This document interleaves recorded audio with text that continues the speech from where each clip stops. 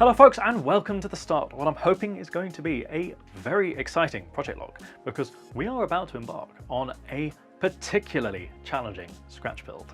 Now, obviously I've done a fair few scratch builds in the past, so what is going to separate this one from those? Well, most of it's going to come down to theming, because the majority of the builds we do for the channel are quite heavily themed, either around, say, a game, for instance the Bloodlines mod, or a piece of hardware, or a piece of branding. So for instance the Aorus PC, or the Project Royal Crystal done for G.Skill last year. So what am I going to be doing differently this time? Well, instead of theming it around something concrete, I'm instead going to be making just what I want to own. So that's going to involve mostly theming around processes and different materials, because what I really like to do is work with materials and see what I can do with them. So to that extent, I've also gone and cherry-picked a bunch of hardware, because I want to be able to use this PC properly afterwards, which means it's got to be able to do all the tasks at hand, namely things like video editing, 3D modeling, rendering, that sort of work, but also I want to be able to do some gaming on the side in the evenings and so on, because it's a regular PC, I've got to be able to use it. So to that extent, we've got quite a dizzying amount of hardware that's going to be going into this build. So starting off with the main event, which is going to be the motherboard. So ASRock has sent an X570 Aqua, and not just any Aqua, this is a personalized laser engraved Aqua. There is no number, this one says Alex Banks BitTech on it. So there's only one of these, and it is completely unique as a result. And I'm truly honored to have been sent one of these motherboards, because I absolutely love them. I do remember seeing it at the ASRock stand at Computex 2019, and it is a beautiful motherboard because the whole thing is just covered in metal. And I love the glass beaded look. It's similar to sort of finish that you find on, say, Apple hardware. So I'm a big fan of that, and I'd like to try and work that into the chassis itself, because I use a lot of aluminium in my work, and aluminium pairs beautifully with a lot of other materials such as acrylic and wood, and I like working with those too. So with an Aqua, it means we're going to have a pretty beefy CPU, and AMD has really stepped up, and you're going to have to imagine that this is not 3800X box, but a 3950X, because that's what they've sent. Now the reason I don't have one of the boxes is because I was sent an OEM tray version, because that's what's available, and I don't actually have a 3950X box to hand, so this is what we're going to have to roll with. Just imagine it, we do have a 3950X, and I've got the benchmarks to prove it. Now obviously we want to do some serious heavy work on it as well, which means I'm going to need a lot of memory, and G.Skill have stepped up on that regard, and they've sent 64 gigabytes of their Trident Z Neo.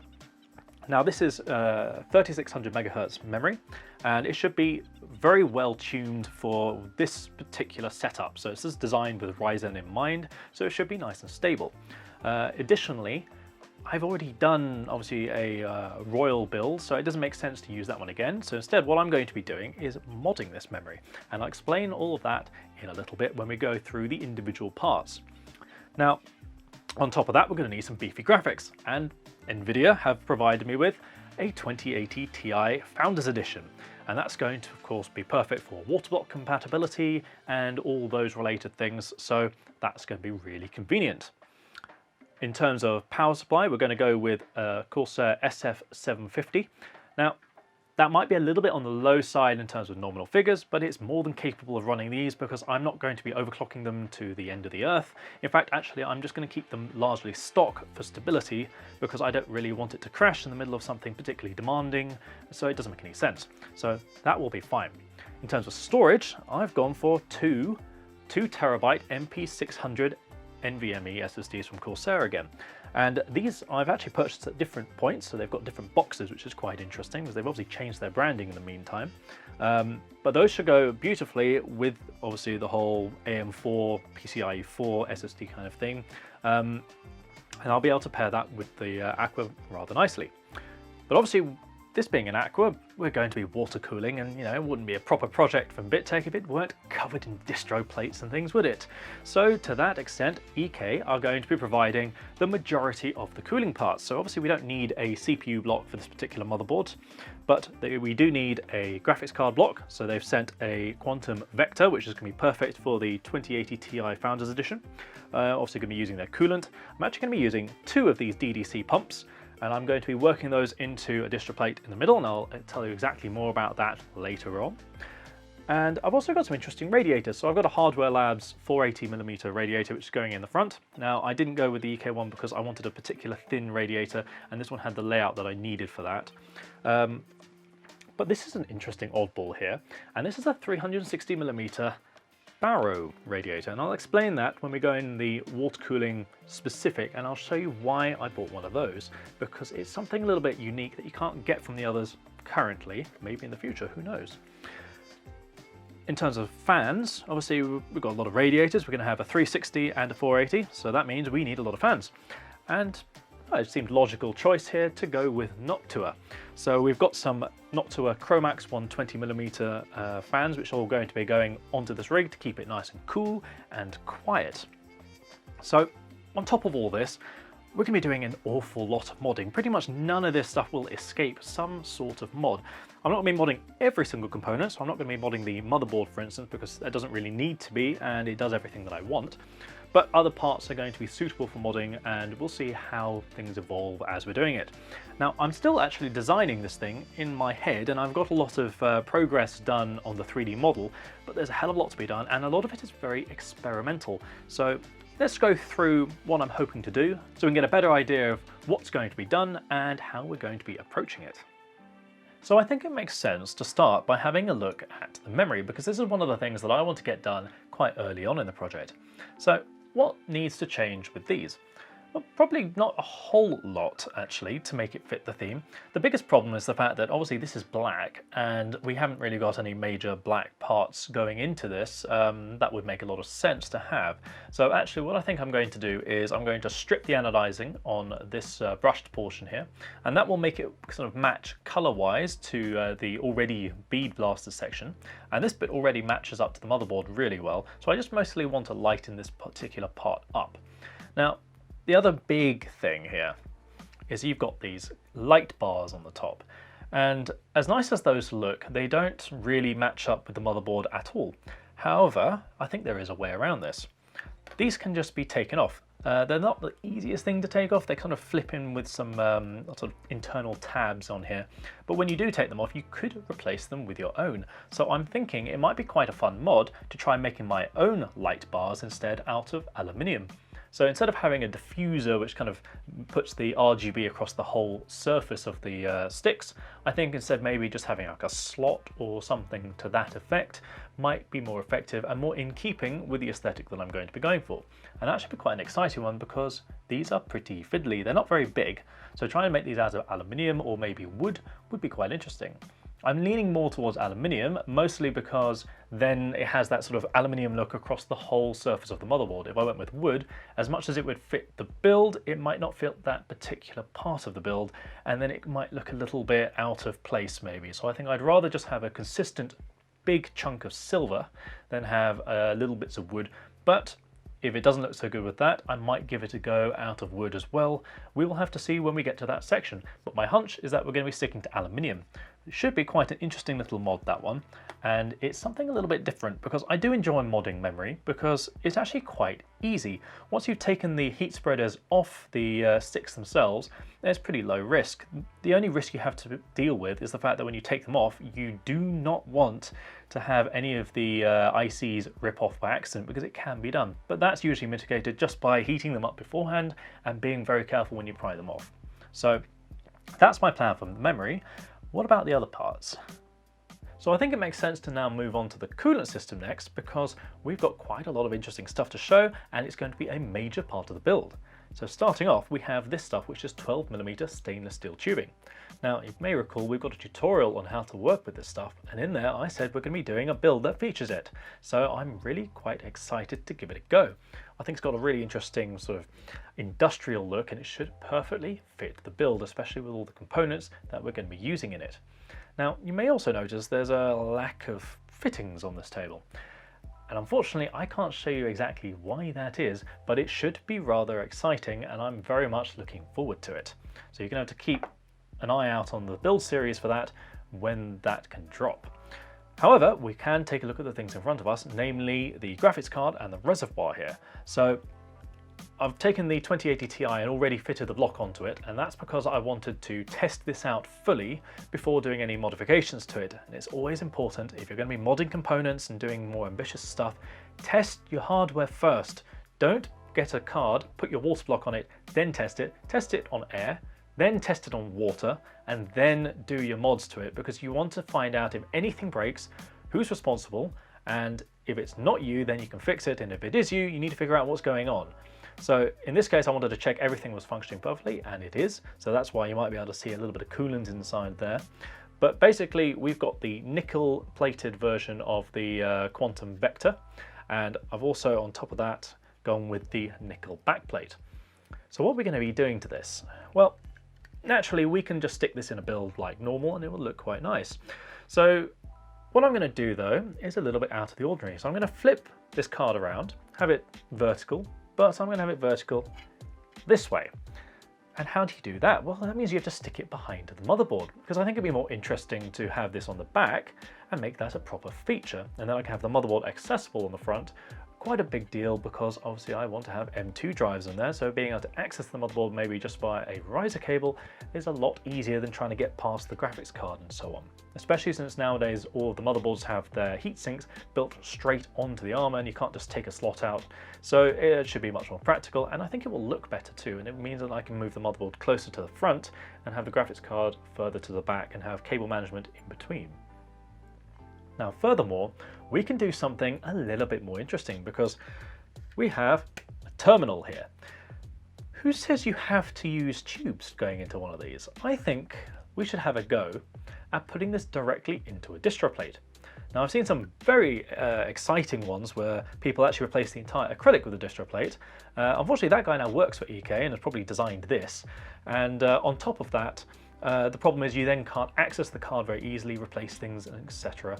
It's a bit easier to be able to have it just go through the terminal. So what I'm going to do is I'm going to do a little bit like what I did for the 1000D project and replace this terminal with a distro plate. And that's going to lead to what I'm going to be doing with this reservoir, because this is a slightly dated product.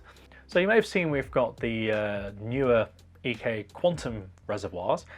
This one actually predates all of that. So why did I go for it? Well, aside from it's quite an interesting look. I mean, it looks a bit like, I guess, a French press for making coffee. But EK themselves have decided, they're going to be replacing these in the future. So why have I chosen to go with one of these? Well, that's because it's made of glass, and it has an internal mounting system. So you may recall I've built glass reservoirs into distro plates before, especially for the 1000D project, which had 3 of them. But those ones were the water-cooled design, which has support struts around the outside of the glass. So what I want to do is try and do it internally this time. And this is quite an interesting design for that, because basically it has a threaded rod, which is nickel plated in the middle. And then it uses a screw that goes through the lid, and that basically compresses the two on top of the glass, which has gaskets on the top. And that means this is particularly easy to put into a distro plate, essentially, because if you have acrylic tubes, they tend to have threads on them. And actually doing that into a distro plate is pretty difficult, because you'd have to thread mill into the acrylic, you have to get the threads perfect, you have to do a big pocket, and there's always a risk that it might not seal properly, etc. However, glass has that nice kind of premium feel to it, and this is quite an easy mechanism to work with. And additionally, it's huge. Like, this is a really big glass. This is, I think, it got an 800 milliliter capacity, so I think actually that's going to look pretty good. But this isn't the only water cooling stuff we're going to be putting in. No, we've got something else as well, and it's just going to be an additional feature that I think should be quite interesting to see. Now, this is a Barrow chameleon fish radiator that I purchased for this project, and you may be wondering, why have I gone for one of these over something else? It's entirely down to how it's constructed. So most of the radiators you'll find have brazed caps along with some copper tubes going through the middle, which then attach the fins, etc. They're all pretty similar. Except this one does it a little bit differently, because instead of having a brazed tank or pair of tanks at the end, this one instead has a machined top. So the stock one actually comes with this, which is made out of acetal, and this instead screws onto the end of the brass tank, and that's what provides the seal. And why that's interesting for me is because I could basically, in theory, replace this with a distro plate, couldn't I? So what I want to try doing on this one is working a radiator into a distro plate so I can have it go directly from the graphics card through the motherboard and then go into this radiator and then flow out again into a reservoir, again, all built into a distro plate. And I think that'd be quite exciting, and it's not something that I've done before, and it's not something I've seen done elsewhere very often. There aren't many radiators on the market like this actually at all. Aqua Computer used to make some, so they had their Airplex modularity ones, but they're heinously expensive, they don't perform very well, and I'm not even sure if they still make them, but if they do, you can probably ask for them. These are quite budget radiators, and actually the fit and finish isn't that great on it. It's got this annoying little screen that I didn't really want actually, it's just a superfluous feature I'm going to be chopping off, and you can't really see it here, but actually it squashed a bunch of the fins on the inside. So it's a little bit dubious. I'm hoping that it hasn't got any leaks from that. Presumably if it doesn't, it'll be great. But that'll be an interesting experiment to try out. Fingers crossed that will work, because a good chunk of the design will depend on it. But in theory, I don't see why it wouldn't. So if it does, it should be quite exciting. And lastly, on the cooling front, we've got these pumps. So as I said, I'm actually going to have two of these, and these are DDC 3.2 PWM versions. And I'm going to be putting those both into a sort of little mini distro pump top thing, which is going to go in a sort of, I guess, a basement area. And the idea there is I want to have two for redundancy. I don't really need the additional power because actually the distro plates aren't that extensive in this build. But having two just in case is quite nice. And also I can run two pumps very easily on the PWM and the motherboard, because every single header can be configured in the BIOS very easily to run for pumps. It doesn't necessarily have to do anything differently, but the RPM ranges can be a little bit tricky, because obviously these go up to about 4.8k RPM, whereas most fans will only go up to maybe 1600 to 2000 or so for the higher speed ones. So basically, I just want it to be nice and quiet and still have a bit of redundancy. And if you run these at maybe 25 to 30%, they can be whisper quiet, especially with a tight mounting mechanism and if it's a little bit isolated from the rest of the chassis. And that's the plan for that one. Next on the list is cabling. Now, if you recall from previous projects such as Bloodlines and the Project Royal Crystal, I like to make my own cables from scratch, and this allows you to do really quite exciting things with the cable management. You can put things through distro plates, panels, all sorts, lead them around the case in interesting ways, and really make the wiring a feature. And I want this case to be no different. I'm going to be doing the same sort of thing as I did on the Royal Crystal, so I'm going to be taking cable combs, I'm going to be making them, putting them on the rear of the panel, and then redirecting all the wires through the center to make them really neat. But one thing that I'm going to do a little bit differently to those other builds is I'm not going to use any RGB fans in this build because I don't really want them.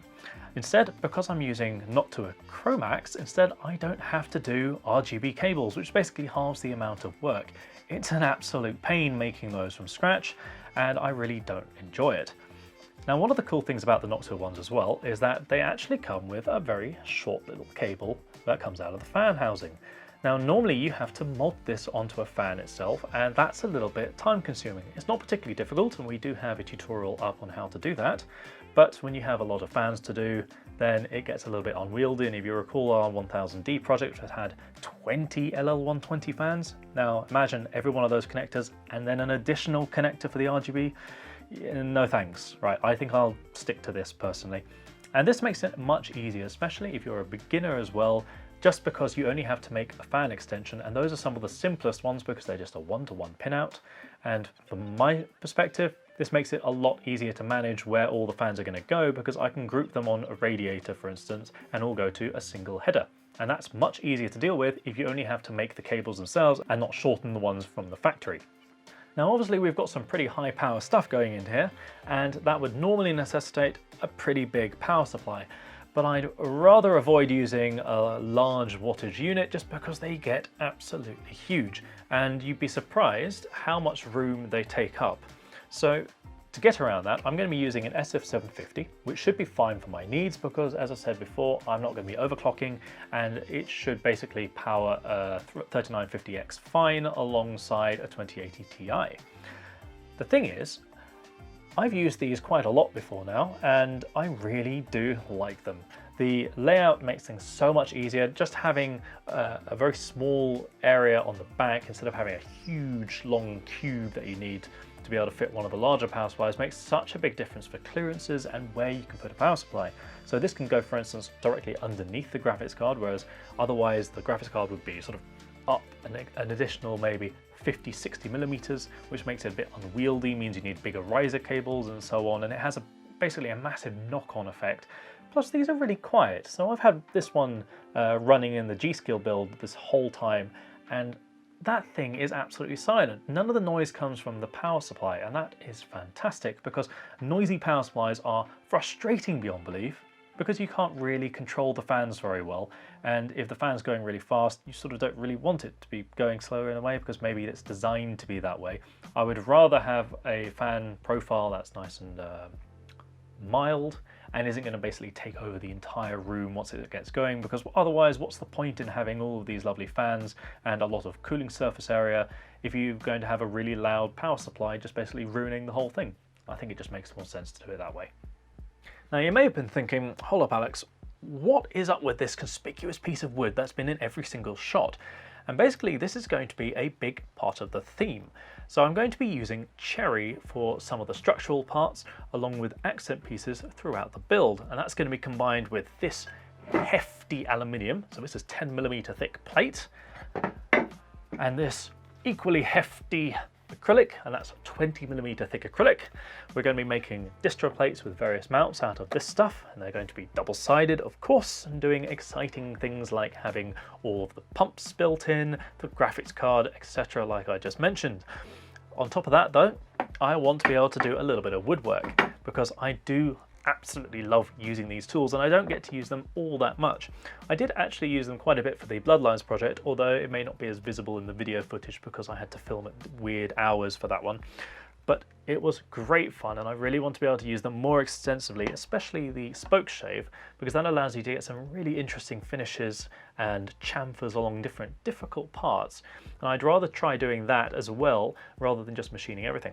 However, there will be a lot of machining to be done, and what I'm going to be doing is a lot of roughing work and making sure that things are nice and accurate dimensionally using the CNC router, and then I can finish things by hand and do some lovely kind of work, hopefully to add a little bit of finesse and just add a bit of satisfaction, because it is really lovely working with wood, especially when it's really high quality. So I've got this planed, precision planed cherry here, and it's got such a beautiful grain to it. It's got a really dense structure, and this is nice and accurate as well. So because this is all round planed timber, it actually is quite easy to do on the router, and I can also use some of the other tools that I've got to work away at this by hand, and it's going to be really exciting.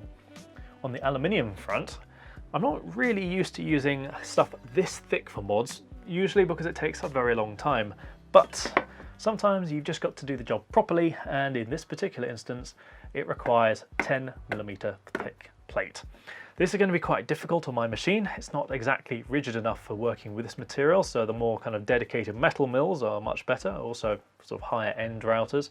But if I just take my time and do it slowly, that should be interesting. Now I also want to try experimenting with different finishes. So one of the things that I'd like to try doing is perhaps making my own glass bead enclosure so that I can do glass blasting. That would be quite an interesting one, because I have a pretty decent compressor now because I replaced it so that I could get a beefier one for the CNC machine. That should be able to handle a bead blasting machine. So I'm going to try at some point see if I can make a cabinet for that. Additionally, I'd like to try some other processes as well, so it should be quite exciting. Now, if all that is tickling your fancy, then there's no better way to stay informed than by subscribing to the channel if you haven't already. Now, you can also find us over on Discord, so the server's linked below, and we're always around to have a fun chat over there. It's a great place, great community, and I look forward to seeing you over there. Don't forget, you can also find us over on the website, and also Facebook, Twitter, builds.gg, and Instagram. I'll catch you next time, folks.